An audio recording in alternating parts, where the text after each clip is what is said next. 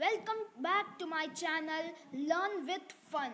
तो ये मेरी चैनल की दूसरी वीडियो है और बहुत आप लोगों ने मेरी फर्स्ट वीडियो को बहुत सारे प्यार दिया, यानी कि फर्स्ट वीडियो पर 40 अबव व्यूज़ आए, जो कि मेरे लिए बहुत है। तो फिर थैंकिंग यू ऑल। तो इसीलिए मैंने आज अपनी मेटल एंड नॉन मेटल की सेकेंड वीडियो बनाई है, जो कि है इसका पार्ट 2। मैंने अपनी फर्स्ट वीडियो में कहा था कि इसकी केमिकल प्रॉपर्टीज़ को थोड़े डीप में समझाना होगा, इसीलिए मैं इसकी वीडियो अभी नहीं बना रहा हूँ और अगली वीडियो में बनाऊँगा। तो फिर आज मैं आपके सामने chemical properties of metal and non metal आप लोगों को समझाने की पूरी कोशिश करता हूँ। तो चलिए स्टार्ट करते हैं।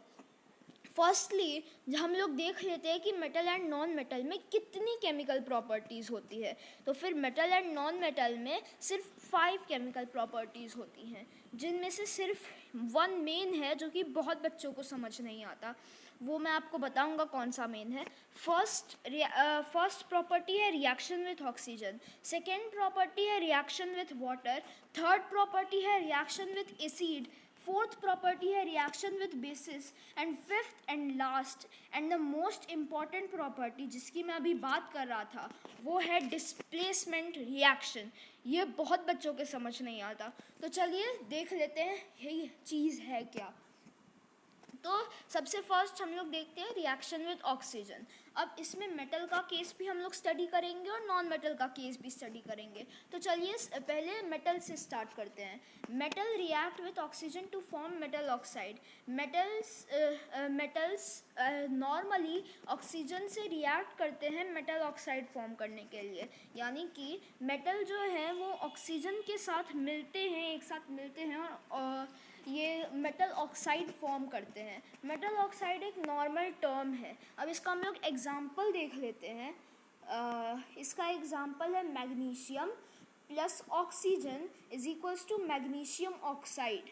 मतलब यानी कि Mg जो कि मैग्नीशियम का ये सिंबल है, फिर O2 जो कि ऑक्सीजन का सिंबल है, और MgO जो कि मैग्नीशियम ऑक्साइड का सिंबल है। यानी कि मैग्नीशियम प्लस ऑक्सीजन, मैग्नीशियम इसमें एक मेटल है, ऑक्सीजन जो है वो एक गैस है, यानी कि ऑक्सीजन के साथ मैग्नीशियम ऑक्सीजन के साथ रिएक्ट करता है मैग्नीशियम ऑक्साइड फॉर्म करने के लिए। तो अब हम लोग इसकी एक और चीज़ जान लेते हैं इस ऑक्साइड की, मेटल ऑक्साइड के बारे में, कि मेटल ऑक्साइड जो है वो ऑलवेज बेसिक होता है नेचर में। Metal oxide is always basic in nature. ये मेटल ऑक्साइड जो होता है वो लिटमस पेपर जो होता है, यानी कि लिटमस पेपर से हम लोग टेस्ट करते हैं, ये आप लोगों ने क्लास 6th में पढ़ा होगा। तो फिर लिटमस पेपर से जो हम टेस्ट करते हैं उसमें हम लोग एसिड और बेस का पता लगाते हैं। तो फिर ये जो सॉल्यूशन ऑफ मैग्नीशियम ऑक्साइड या फिर एनी मेटल ऑक्साइड जो होगा वो रेड लिटमस को ब्लू कर देता है, यानी कि ऑब्वियसली वो नेचर में बेसिक होता है। अब हम लोग एक और इसका एग्जांपल देख लेते हैं जो कि बहुत कॉमन है और नेचर में हमको अक्सर देखने को मिलता है। फर्स्ट आयरन जो कि एक मेटल है plus oxygen H2O water and iron oxide Fe2O3। अब आयरन ऑक्साइड क्या है? तो आयरन ऑक्साइड ऑब्वियसली एक बहुत कॉमन टर्म है जिसको हम लोग कह सकते हैं रस्ट। यस, आप लोगों ने सही सुना। फेरम ऑक्साइड को हम लोग रस्ट भी कह सकते हैं। रस्ट एक बहुत ही ज़्यादा कॉमन टर्म है जो कि यानी कि जब हमारे घर में आयरन का कोई भी सामान आता है और वो बहुत दिन से होता है तो फिर उस पर एक रेड कोटिंग जो है वो जमा हो जाती है, उसी को हम लोग रस्ट कहते हैं। ये आयरन का जब रिएक्शन होता है ऑक्सीजन और H2O फ्रॉम डैम्प एयर से, यानी कि सिंपल एयर से, तब वो आयरन ऑक्साइड यानी कि रस्ट फॉर्म करता है। चलिए इसका दूसरा एग्जाम्पल देख लेते हैं। एग्जाम्पल 2 है इसका 2CO plus H2O plus O2 is equals to CuOH2 plus CuCO3। तो फिर 2CO यानी कि कॉपर कार्बोनेट प्लस H2O यानी कि water plus CO2 is equals to that is carbon dioxide plus O2 यानी कि ऑक्सीजन प्लस CuOH2 यानी कि कॉपर हाइड्रोक्साइड, और लास्ट में CuCO3 यानी कि कॉपर कार्बोनेट जो है वो यानी कि ये सब एक साथ रिएक्ट करके, ये चारों एक साथ रिएक्ट करके कॉपर हाइड्रोक्साइड और कॉपर कार्बोनेट फॉर्म करते हैं। मतलब कि आप लोगों को ये थोड़ा सा डिफ़िकल्ट टर्म लग रहा होगा, पर ये कुछ नहीं है। हम लोग जब सिंपली कॉपर को डैम्प एयर में छोड़ते हैं तो फिर बहुत देर के बाद, बहुत टाइम के बाद कॉपर पर एक ग्रीन कोटिंग शुरू हो जाती है बननी। वही है, एयर में, डैम्प एयर में H2O रहता है हाइड्रोजन के फॉर्म में, मतलब वाटर रहता है वेपर के फॉर्म में, और फिर CO2 रहता है, O2 रहता है। तो ये सब कॉपर के साथ रिएक्ट करके कॉपर हाइड्रोक्साइड और कॉपर कार्बोनेट बनाता है, जो कि एक ग्रीन कोटिंग फॉर्म करता है किसी भी कॉपर के सब्सटेंस के ऊपर। अब हम लोग नॉन मेटल के केस को स्टडी करते हैं। नॉन मेटल जो है वो रिएक्ट करते हैं ऑक्सीजन के साथ to form non metal oxide. Non metal oxide यानी कि नॉन मेटल्स भी रिएक्ट करते हैं। पिछली बार हमने देखा था, मतलब फिज़िकल प्रॉपर्टीज़ में, कि किसी भी नॉन मेटल में वो एबिलिटी नहीं थी, सिवाय एक दो एक्सेप्शंस के, जो यानी कि फ़िज़िकल प्रॉपर्टीज़ से रिएक्ट सेम नहीं थी मेटल्स जैसे। बट इसमें नॉन मेटल भी ऑक्सीजन के साथ रिएक्ट करता है। This is different that metal जो है वो ऑक्सीजन के साथ रिएक्ट करता है मेटल ऑक्साइड फॉर्म करने के लिए, एंड नॉन मेटल ऑक्सीजन के साथ रिएक्ट करता है नॉन मेटल ऑक्साइड फॉर्म के लिए करने के लिए। बस यही डिफरेंस है केमिकल प्रॉपर्टी में, इसकी फर्स्ट केमिकल प्रॉपर्टी में। तो चलिए अब हम लोग इसका एक और पॉइंट जान लेते हैं कि नॉन मेटल जो ऑक्साइड्स जो होते हैं वो जनरली एसिडिक होते हैं नेचर में, यानी कि वो एसिडिक होते हैं असली नेचर में। अब हम लोग देख लेते हैं इसका सेकेंड, यानी कि रिएक्शन विथ वाटर। तो मेटल का केस हम लोग पहले स्टडी कर लेते हैं। Metal, when a metal reacts with water then a metal hydroxide and hydrogen gas are formed. Metal जो है जब ऑक्सीजन के साथ रिएक्ट करता है तो फिर metal hydroxide and hydrogen gas जो होते हैं वो फॉर्म करते हैं। तो फिर अब देखिए, बहुत ही सिंपल सा टर्म है।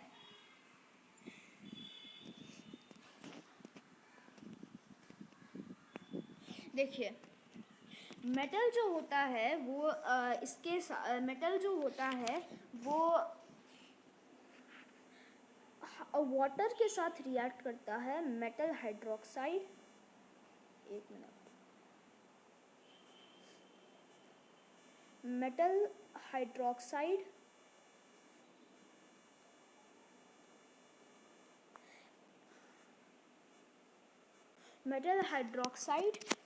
प्लस हाइड्रोजन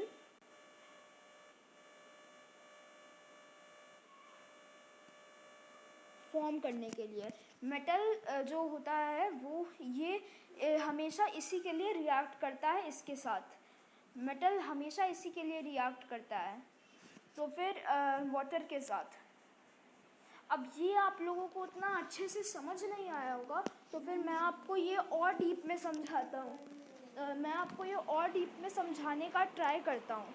तो फिर रुकिए, देखिए, मेटल जो होता है सिंपल सा टर्म है कि मेटल जो होता है वो उसके साथ रिएक्ट करता है वाटर के साथ मेटल हाइड्रोक्साइड और हाइड्रोजन फॉर्म करने के लिए। इसका आप लोगों को अभी तक एग्जांपल नहीं आप लोग ने देखा है। अगर आप लोग एग्जांपल देख लेंगे तो फिर ये बहुत ही ज़्यादा सिंपल सी टर्म है। एग्जाम्पल मैं इसका बताता हूँ। इसका एग्जाम्पल है sodium plus water is equals to sodium hydroxide plus oxygen. आप लोग सोच रहे होंगे कि हाइड्रोक्साइड का हम लोग नाम कैसे जानेंगे कि भाई इसका हाइड्रोक्साइड का नाम है क्या, यानी तो फिर सिंपल है, जो मेटल का नाम है, जैसे मेटल का नाम सोडियम है, मैग्नीशियम है, कुछ भी है, आयरन है, उसके आगे जस्ट आपको एक टर्म लगा देना है, जो कि है वो एक टर्म आपका है जो आपको लगा देना है,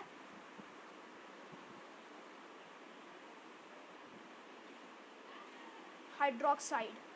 ये टर्म आपको जो है इसके आगे लगा देना है, मेटल के आगे, ताकि मेटल जो है उसका हाइड्रोक्साइड वाला नाम बन जाए। बस यही एक सिंपल टर्म है। तो फिर इसका एक और एग्जांपल देख लेते हैं। Iron plus oxygen is equals to iron plus water is equals to iron hydroxide plus hydrogen. यानी कि जब आयरन और वाटर एक साथ मिलते हैं तो फिर आयरन हाइड्रोक्साइड, जैसा मैंने अभी बताया था, प्लस हाइड्रोजन फॉर्म होता है। ये भी एक सिंपल सी चीज़ है, यानी कि आयरन हाइड्रोक्साइड और एक साथ वो फॉर्म होता है, हाइड्रोजन फॉर्म होता है। ये किसी भी मेटल में लगेगा, magnesium plus water is equals to magnesium hydroxide plus ये हाइड्रोजन। H2 होता है हाइड्रोजन का फॉर्मूला, बता देता हूँ ताकि आप लोगों के इजी हो एग्ज़ाम में। H2 हाइड्रोजन का फॉर्मूला होता है। अब एक चीज़ इसमें हम लोगों को देखनी है, रुकिए, देखिए एक चीज़ ये हम लोग को पढ़ना है अभी। सोडियम जो है सोडियम जो है वो बहुत ही ज़्यादा रिएक्टिव मेटल है। सोडियम बहुत ही रिएक्टिव मेटल है, that is why sometime it reacts with air and leads to small explosions. This is the reason why people store sodium under kerosene. यानी कि सोडियम जो होता है एक बहुत ही ज़्यादा रिएक्टिव मेटल होता है। सोडियम जो होता है वो अक्सर यानी कि सोडियम जो होता है वो बहुत ही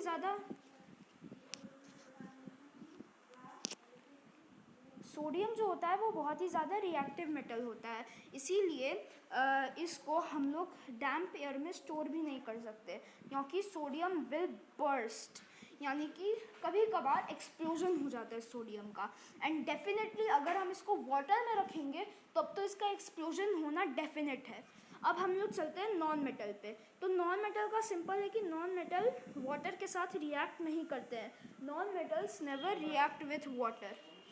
अब हम लोग देख लेते हैं एसिड में क्या होता है, reaction with acids. Reaction with acid देख लेते हैं, ये बहुत सिंपल है। Metal plus acid is equals to salt plus hydrogen, यानी कि मेटल प्लस एसिड जो होता है वो सॉल्ट प्लस हाइड्रोजन का फॉर्मूले को लीड करता है। यानी कि दिखा देते हैं,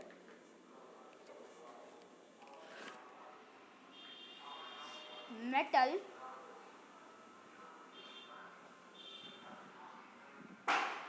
plus acid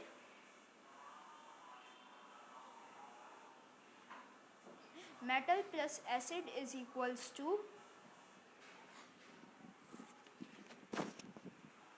salt plus hydrogen.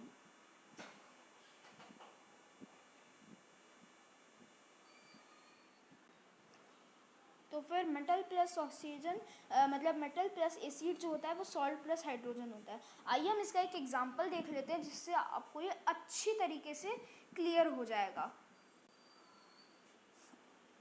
इसका एक एग्जांपल है सोडियम हाइड्रोक्साइड, यानी कि एक मिनट, सोडियम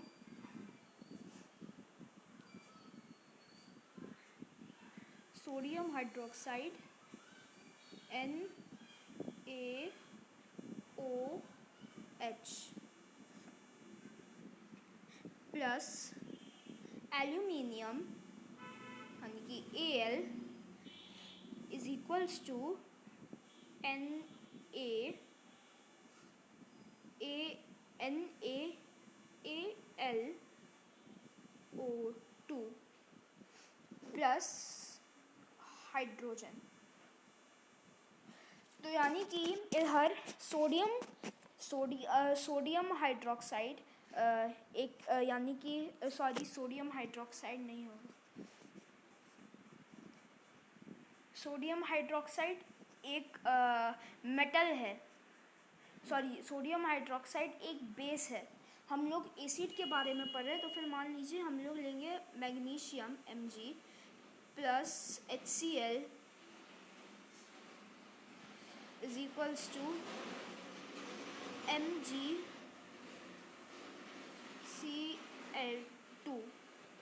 प्लस H2। देखिए ये बहुत कॉमन है, आपको बस इसके केमिकल प्रॉपर्टीज़ का लेसन है जो कि मैंने अभी तक नहीं पढ़ा है। आप लोग अगर रिक्वेस्ट करेंगे तो फिर मैं पढ़ा दूंगा। इस लेसन में आप लोगों को पता चल जाएगा एसिड बेस एंड सॉल्ट के लेसन में कि हम लोग एसिड मतलब हम लोग मेटल प्लस एसिड से या फिर किसी भी चीज़ से बेस मतलब उसका सॉल्ट कैसे बना सकते हैं जब उसका रिएक्शन हो जाएगा। तो फिर ये आप लोग अगर रिक्वेस्ट करेंगे तो फिर मैं पढ़ा सकता हूँ। बाकी मैं वीडियो के एंड में एक बहुत ही इंटरेस्टिंग चीज़ बताऊंगा, इसलिए वीडियो एकदम एंड तक देखिए।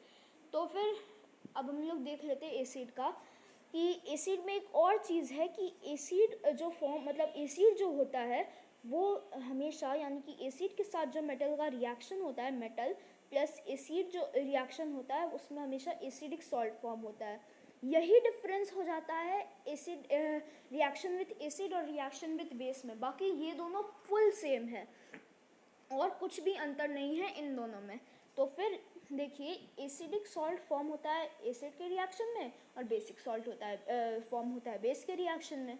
अब मेटल्स का, नॉन मेटल्स का देख लेते हैं। तो नॉन मेटल्स डाइल्यूट एसिड के साथ रिएक्शन नहीं करते हैं, सिंपली नहीं करते हैं। अब हम लोग चलते हैं फोर्थ पे, यानी कि रिएक्शन विथ बेसिस पे।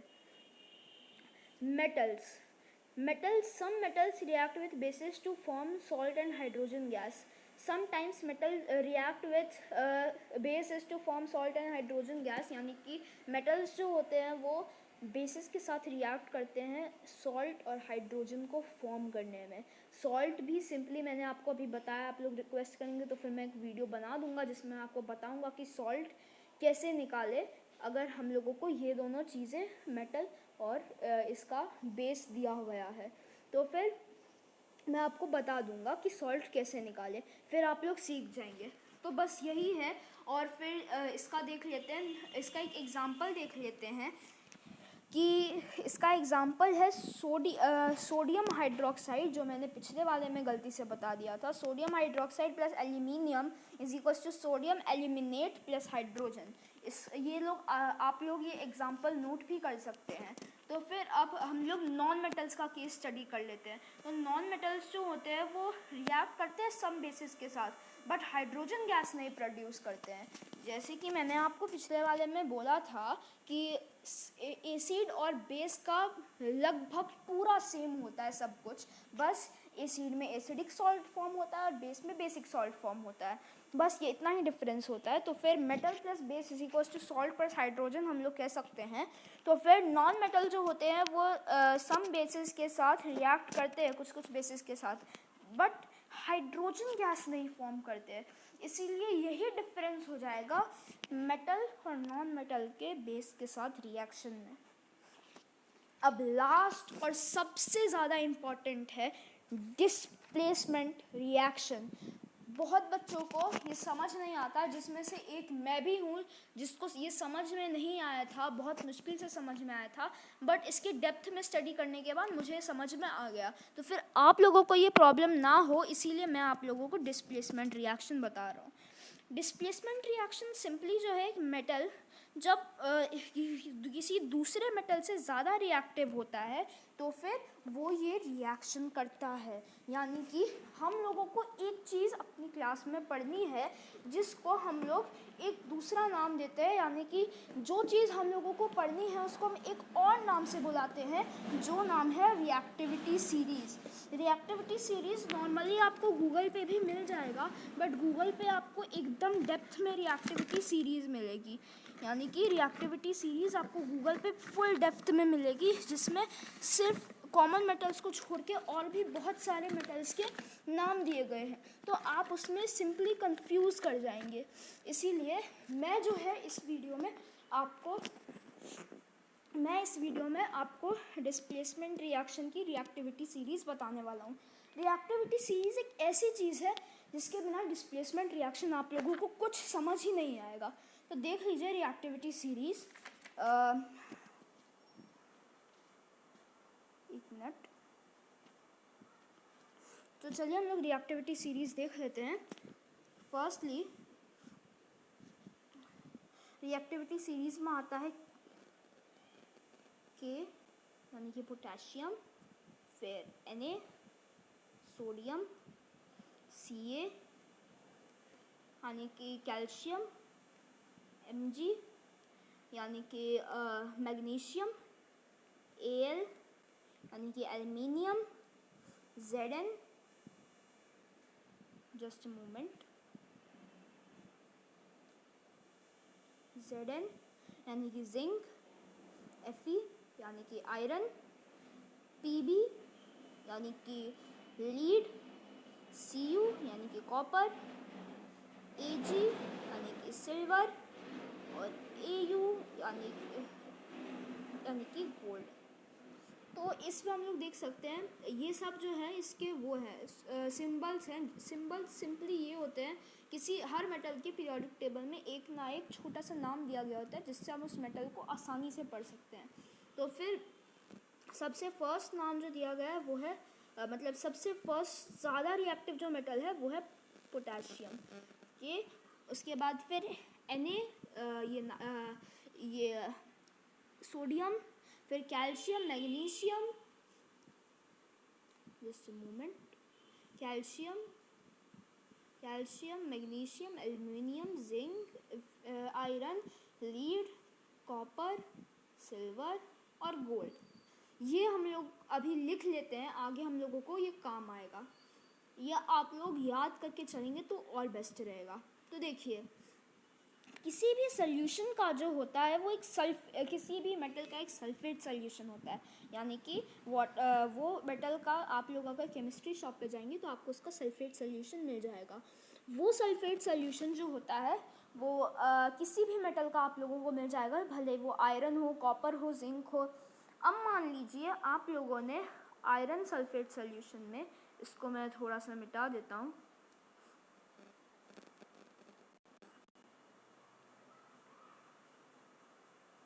Just a moment.